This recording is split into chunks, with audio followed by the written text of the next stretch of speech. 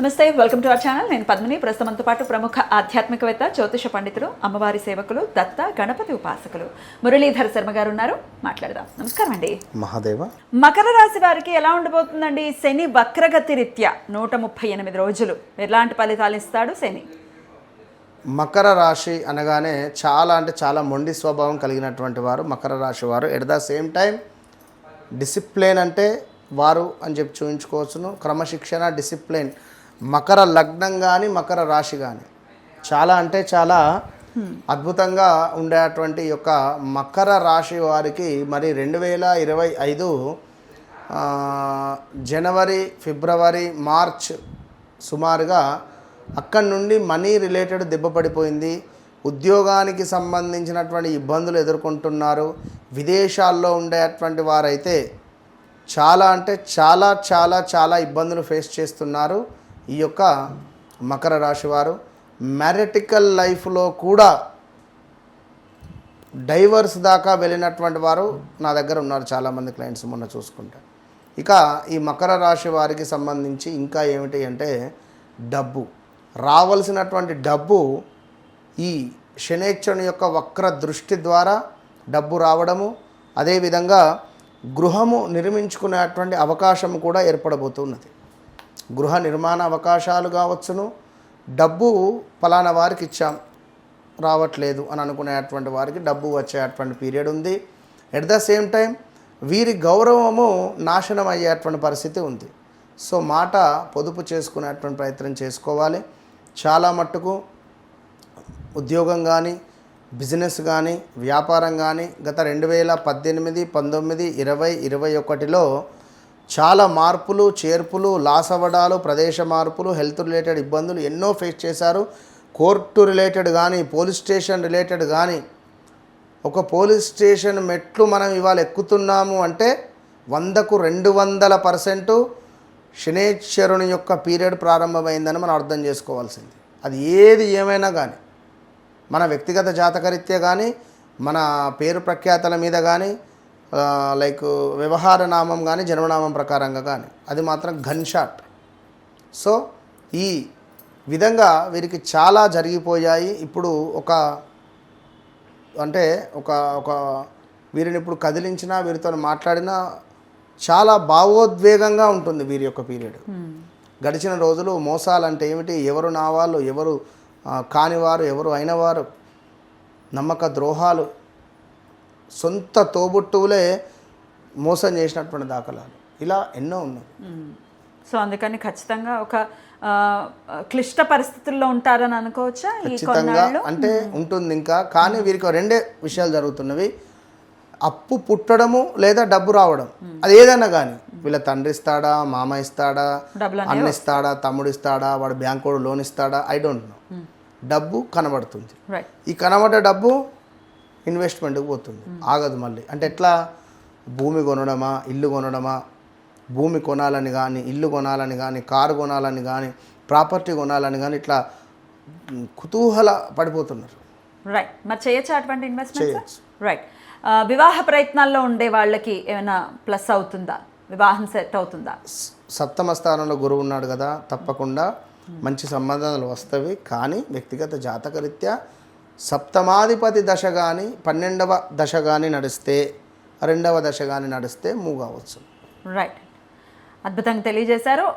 మరి అన్ని విషయాల్లో కూడా శని నుంచి మంచి ఫలితాలు రావాలి అంటే కనుక మకర రాశి వారు ఎటువంటి పరిహారాలు చేసుకోవాలి మురళి గారు? ఇక్కడ ఈ రాశి ఆ రాశి అనేటువంటిది కాకుండా ద్వాదశ రాశులలో మనకు శనేశ్వరునికి సంబంధించినటువంటి ఒక వక్ర దృష్టి అనేటువంటిది. వక్ర దృష్టి అనగానే కేవలం మనకు వెనక భావము అంటే clockwise, anticlockwise అనేటువంటిదే కాకుండా, ఒక బంతి అనేటువంటిది నేల మీద కొడితే అది ఎంత ఫాస్ట్గా కిందికి వెళ్ళి అంతకంటే డబల్గా పైకి వస్తుంది. కనుక శనేశ్వరుడు ఉన్నటువంటి భావం నుండి వెనక భావాన్ని ఏ విధంగానైతే చూస్తున్నాడో అంతే ఫాస్ట్గా దాని ముందు భావాన్ని కూడా చూస్తాడు.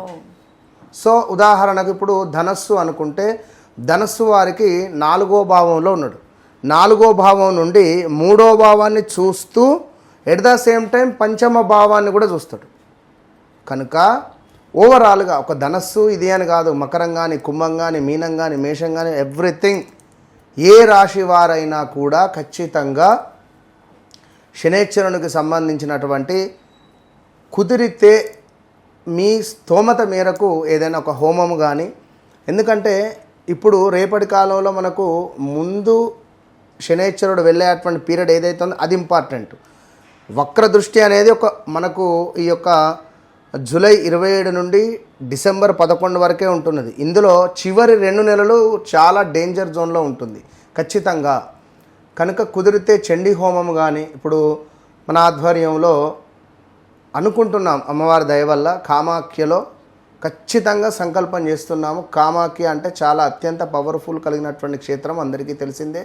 సో అక్కడ చండీ హోమంతో పాటుగా శనేశ్వరునికి సంబంధించినటువంటి మూలమంత్ర హోమము నిర్వహించేటువంటి పరిస్థితి కలదు. కనుక ఇట్టి సుందరమైనటువంటిది అంటున్న సువర్ణ అవకాశం కాదు ఇది, సుందరమైనటువంటి అవకాశములో అందరూ పాల్గొనేటువంటి విధంగా, ఇప్పుడు మీరు నేను అనేటువంటిది కాకుండా సర్వదర్శనం ఏ విధంగా ఉంటుందో ఆ విధంగా అందరికీ, మధ్యతరగతి వారికి, ఉన్నవారికి, లేని వారికి అందరికీ ఒకటే బడ్జెట్, అందరూ పెట్టుకునేటువంటి బడ్జెట్. ఒక చిన్న ఫంక్షన్ చేస్తే ఎన్నో వేలు ఖర్చు పెట్టుకుంటున్నారు. అందులో సగం కూడా కాదు మనం చేసేటువంటి బడ్జెట్. కనుక మీ గోత్రనామాల మీద చేసుకోవడానికి మీరు సిద్ధమా అనేది మీరు గుర్తుంచుకోండి. ఎందుకంటే ఎన్ని రోజులు ఇదే విధంగా ఈ యొక్క కర్మలను అనుభవిస్తూ ఉంటారు. ఖచ్చితంగా ఏదో ఒకటి, ఇప్పుడు లక్షకు ₹1 తక్కువైనా కూడా దాన్ని లక్ష అన్నారు. కనుక చెప్పలేము, ఒకవేళ మీ యొక్క కర్మ అనేటువంటిది అక్కడ సిద్ధించవచ్చు.